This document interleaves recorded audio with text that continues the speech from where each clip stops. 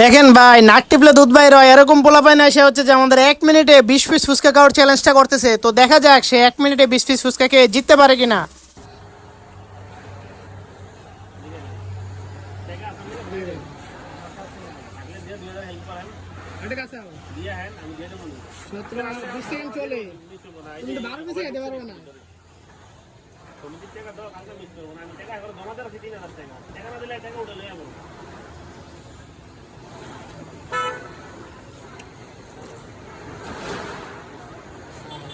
বামাতে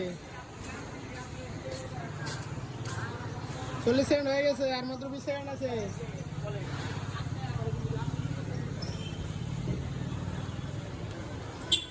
টক নাও নাই টক